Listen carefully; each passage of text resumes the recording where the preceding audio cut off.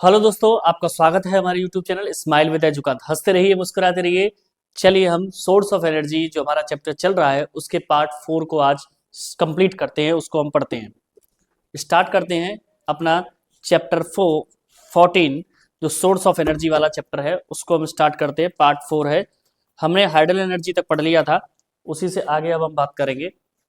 तो देखिए बायोगैस, बात करेंगे बायोगैस की, है ना। बायोगैस की बात करेंगे तो यानी ये है मिक्सचर है गैसों का। It is a mixture of gases, या it is a mixture of gases, ये गैसों का मिक्सचर होता है। प्रोड्यूस जो पैदा होता है ड्यूरिंग डीकम्पोजिशन। डीकम्पोजिशन प्रोसेस क्या होती है बेटा? किसी वस्तु को सड़ाना, गलाना, उसके दौरान। Of biomass in the absence of oxygen, किसकी में? ऑक्सीजन की अब्सेंस में। जब ऑक्सीजन अनुपस्थित रहता है उस क्रिया को क्या बोलते हैं बेटा? Anaerobic respiration. आपने पढ़ा होगा, हमने पढ़ाया था आपको रेस्पिरेटरी सिस्टम में, जब आपको बताया था बायोलॉजी के चैप्टर 1 में, न्यूट्रिशन वाले में। Methane is the major component of biogas. Methane सबसे मुख्य कंपोनेंट होता है या घटक होता है बायोगैस का। अब पढ़ते हैं बेटा बायोगैस प्लांट के बारे में, यानी क्या क्या यूज करते हैं। तो देखो एनिमल डंग, यानी जानवरों का जो गोबर वगैरह होता है। सीवेज, क्रॉप रेड्यूस, यानी फसलों के अपशिष्ट पदार्थ, जैसे उनके पत्ते हुए, सड़े हुए फल फल छिलके वगैरह। ये वेजिटेबल वेस्ट, वेजिटेबल वेस्ट क्या होता है बेटा? जो सब्जियां वगैरह होती है उनके अपशिष्ट पदार्थ। पोल्ट्री ड्रूपिंग, जो मुर्गी पालन करते हैं वहां पर जो वेस्टेज चीज होती है उनको। ईटीसी आर यूज्ड, प्रयोग किए जाते हैं प्रोड्यूस, पैदा करने के लिए बायोगैस। क्या पैदा करने के लिए? बायोगैस। बताइए, समझ में आ गया होगा आपको। चलिए, एडवांटेजेस ऑफ बायोगैस, यानी बायोगैस के क्या लाभ हैं। एक बायोगैस प्लांट इज माने है क्वाइट सिंपल, बिल्कुल साधारण सा। कैन इजीली बी बिल्ट, और आसानी से बनाया जा सकता है। इन रूरल एरिया, ग्रामीण क्षेत्रों में भी। A small plant using dung, एक छोटा सा पौधा प्रयोग करते करते हुए dung from 3 to 4 head of cattle. तो यहां से आप ध्यान देंगे, इतने से इतने तक का मतलब क्या होता है? कैटल माने होता है मवेशी, जिसमें भेड़, बकरी, गाय, भैंस, जितने भी हमारे डोमेस्टिक एनिमल है ना, उनका 3 से 4 हेड, हेड का मतलब सिर, अर्थात 3 से 4 एनिमल, 5 से 6 एनिमल भी हमारे लिए बहुत है। उनके गोबर को लेकर के इस कैपेबल, समर्थ होता है सप्लाइंग बायोगैस, पैदा करने के लिए बायोगैस फॉर 6 आवर डेली, 6 घंटे रोजाना। फॉर कुकिंग पर्पजेस, पकाने के उद्देश्य से, यानी उस गैस का प्रयोग हम कुकिंग पर्पज के लिए कर सकते हैं आसानी से। Biogas is a clean fuel, biogas एक स्वच्छ ईंधन है। दैट बर्न्स, जो जलता है, विदाउट स्मोक, बिना धुएं के। एंड लीव्स नो एस, और कोई भी राख नहीं छोड़ता, यानी कोई भी राख वगैरह नहीं रहती है इसकी, नाम ही इसका गैस है। तो देखो the main constituent of biogas, यानी मुख्य चीजें बायोगैस की क्या निकलती हैं, सुनिए। Ethane has a higher calorific value 55 KG gram, यानी जो इथेन है उसके हायर या उच्चतम कैलोरिफिक वैल्यू होती है 55 kilojoule gram. That of petrol, जो पेट्रोल 50 किलोग्राम जूल के बराबर। The spent slurry being rich in nitrogen and phosphorus is good manure, यानी स्पेंट स्लरी, यानी कि जो हमने खर्च किया गया वेस्ट पदार्थ है, ये बायोगैस के बाद जो अपशिष्ट पदार्थ निकलेगा उसको बीइंग रिच, वो भरा हुआ होता है नाइट्रोजन से और फास्फोरस से, यानी जो बायोगैस में आपने यूज किया, गैस बनाई, उसके बाद वेस्ट मटेरियल जो है वो अच्छा भरपूर मात्रा में उसमें नाइट्रोजन और फास्फोरस पाया जाता है, जो गुड रहता है, यानी अच्छा रहता है। किसके लिए? मैन्योरिंग के लिए, या कह सकते हैं खाद के लिए। मैन्योर माने खाद। बाय यूजिंग बायोगैस, बायोगैस का प्रयोग करके फायरवुड इज सेव्ड, यानी जलावन की लकड़ियां उन्हें बचाया जा सकता है। एंड डिफॉरेस्टेशन इज रिड्यूस, और जो वन उन्मूलन है, वनों की कटाई, उसको रोका जा सकता है। अब आते हैं कंपोजिशन ऑफ बायोगैस, यानी बायोगैस के घटक। Biogas is mainly composed of methane, biogas में मुख्यतः सम्मिलित होते हैं मिथेन लगभग 75%, CO2 यानी कार्बन डाइऑक्साइड लगभग 25%, and traces of other gases such as nitrogen, और कुछ कुछ बिंदु या कुछ कुछ मात्रा में पाई जाती है गैसेस, जैसे कि नाइट्रोजन, हाइड्रोजन। वेयर जहां methane is high value calorific value, जहां मिथेन सबसे उच्च मात्रा में पाई जाती है तो उसकी कैलोरिफिक वैल्यू भी ज्यादा होती है। And carbon dioxide is an inert gas, और कार्बन डाई भी पाई जाती है इसके आंतरिक संरचना में। ये हम रिपीट कर रहे हैं, मान लीजिए रिपीटेड में पढ़ा चुका हूं। वैसे न्यूक्लियर एनर्जी की बात करें, एक रिएक्शन इन विच जिसमें the nucleus of an atom, यानी कोई किसी भी एटम का न्यूक्लियस अंडरगोज ए चेंज, बदलाव में आता है, फॉर्म ए न्यू एटम, और निर्माण करता है एक नई एटम का। And release an enormous amount of energy, release माने पैदा करता है, इनोमरस भरपूर मात्रा में, अमाउंट वाली मात्रा में, एनर्जी माने ऊर्जा का, इस कॉल्ड कहा जाता है न्यूक्लियर एनर्जी। उसे क्या कहा जाता है बेटा? न्यूक्लियर एनर्जी कहा जाता है। There are two distinct ways of obtaining nuclear energy. There are two distinct मतलब दो अलग अलग तरीके हैं प्राप्त करने के न्यूक्लियर एनर्जी को। नंबर एक है न्यूक्लियर फिजन और न्यूक्लियर फ्यूजन, दो चीजें हैं, न्यूक्लियर फिजन और nuclear fusion. Energy release, energy निष्कासित होने वाली व्हेन वन जब सम चेंजेस टेक प्लेस, कुछ बदलाव होते हैं in the nucleus of atom, atom के न्यूक्लियस में, ऑफ ए सब्सटेंस, पदार्थ के, इज कॉल्ड न्यूक्लियर एनर्जी। उसी को क्या कहा जाता है? Nuclear energy. यानी जो ऊर्जा पैदा होती है एटम के न्यूक्लियस में होने वाले बदलाव के कारण, वही न्यूक्लियर एनर्जी है। इट इज यूज, जिसका प्रयोग किया जाता है हीट जनरेशन यानी ऊष्मा पैदा करने के लिए, फ्यूल ईंधन के रूप में, for marine vessels. Marine vessels कौन से होते हैं? जो जलयान है हमारे। अब आता है न्यूक्लियर एनर्जी के advantage. The alternative source of energy and वैकल्पिक स्रोत ऊर्जा का ड्यू टू डिप्लीशन, डिप्लीशन माने पतन होने के कारण जो कमी हो रही है फॉसिल फ्यूल की, उसकी जगह पर ये अल्टरनेटिव सोर्स है। From A small amount of fuel, और कम मात्रा में ईंधन, a large amount of energy, और बड़ी मात्रा में एनर्जी इज रिलीज, निष्कासित की जाती है। अब आता है डिसएडवांटेजेस ऑफ न्यूक्लियर एनर्जी, यानी न्यूक्लियर एनर्जी के डिसएडवांटेजेस क्या है? Risk of nuclear waste leakage, यह सबसे बड़ा क्या रिस्क है कि न्यूक्लियर वेस्टेज जो है वो लीक ना कर जाए, क्योंकि उससे बहुत बड़ा विस्फोट होगा, एक्सप्लोजन होगा। High cost of setting up of nuclear plant, यानी बहुत ज्यादा उच्च मात्रा में पैसा खर्च करना पड़ता है किसके लिए? प्लांट लगाने के लिए। और पॉल्यूशन ऑफ एनवायरमेंट, और ये पर्यावरण को क्या करता है बेटा? प्रदूषित करता है। अगला है environmental consequence of the increasing demand for energy, या एनर्जी के पर्यावरणीय रूप में बढ़ती हुई मांग के बारे में पढ़ेंगे।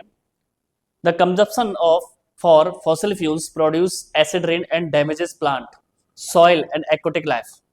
तो यहां से यहां तक क्या बता रहा है कि फॉसिल फ्यूल जो होता है वो एसिड रेन को बढ़ावा देता है, पौधों को, फसलों को नुकसान पहुंचाता है, और जलीय जीवन को भी नुकसान पहुंचाता है। अब बात आती है यहां से इस पैरा की, इस पैरा का समझते हैं। तो पैरा 1 आपको समझ में आ गया होगा। पैरा 2 की बात करते हैं। The burning of fossil fuels is increasing, या जलाना जीवाश्म ईंधन को, इज इंक्रीजिंग बढ़ रहा है, the amount of green house gas, क्या बढ़ा रहा है? ग्रीन हाउस गैस के प्रभाव को, कार्बन डाइऑक्साइड को, इन द एटमोस्फेयर, कहां पर? एटमोस्फेयर में।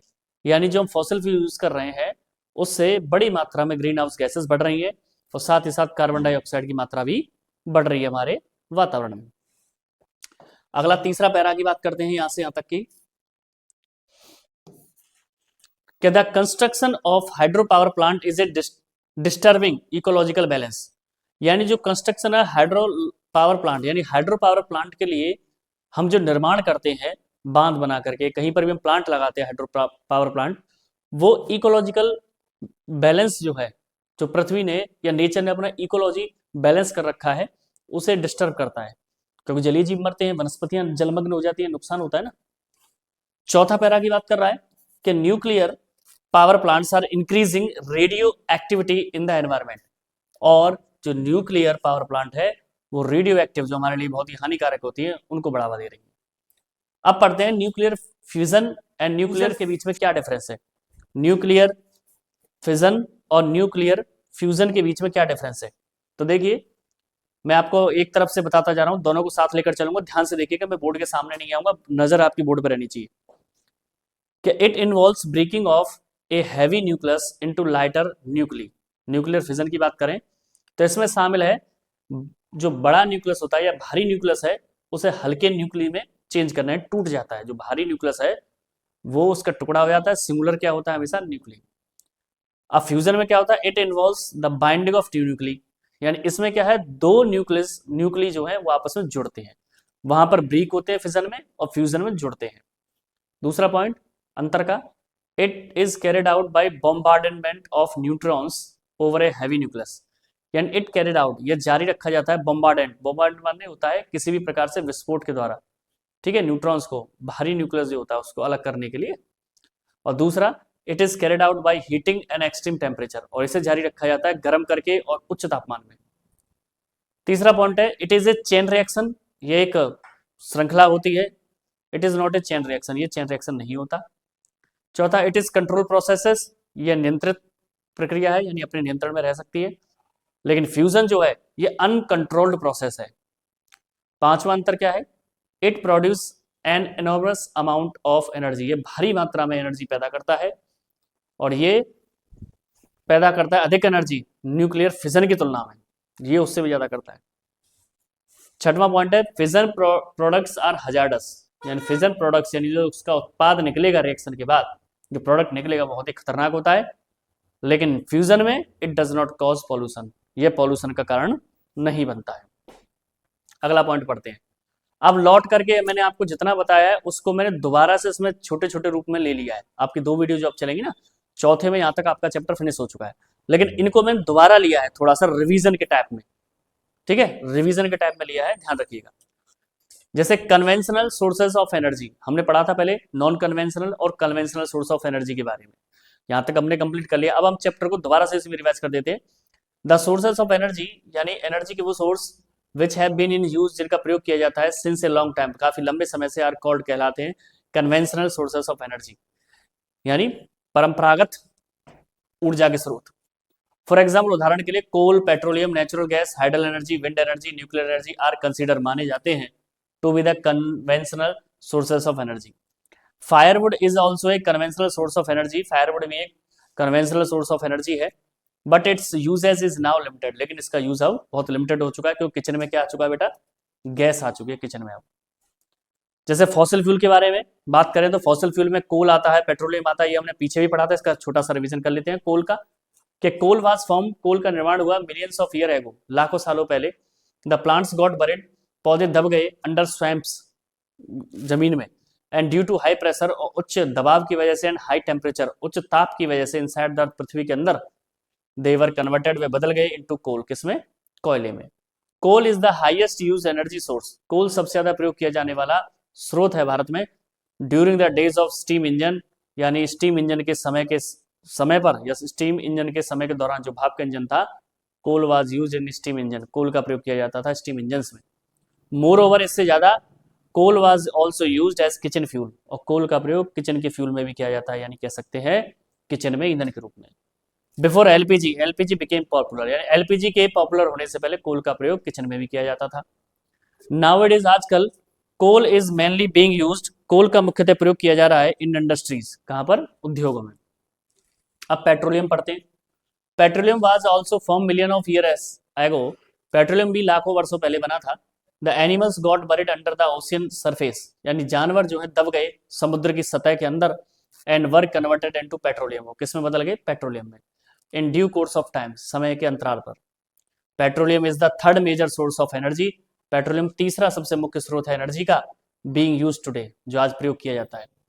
Petroleum products are used, petroleum के प्रोडक्ट प्रयोग किए जाते हैं एज ऑटोमोबाइल, यानी जो ऑटोमोबाइल में क्या आएगा बेटा, जो हमारे वाहन है, कार, ये सारी चीजें, कार है, बाइक है, fuel, and also in the industries, और कहां पर, इंडस्ट्रीज में भी यूज किया जाता है। नेचुरल गैस मेनली कम्स, प्राकृतिक गैस मुख्यतः प्राप्त होती है फ्रॉम द ऑयल वेल्स, तेल के कुओं से, and is also a major source of energy, और ये भी एक मुख्य स्रोत है ऊर्जा का। अब दोबारा से रिवीजन करते हैं, non renewable source of energy. तो it takes million of years, यानी इसमें लाखों वर्ष लगते हैं फॉर द फॉर्मेशन बनने में फॉसिल फ्यूल के, सिंस चूंकि दे कैन नॉट बी रिप्लेनिस्ड, इनको दोबारा पुनर्जीवित नहीं किया जा सकता, इन द फोर्सेसिबल, दबाव डाल करके, या आने वाली फ्यूचर, भविष्य के लिए।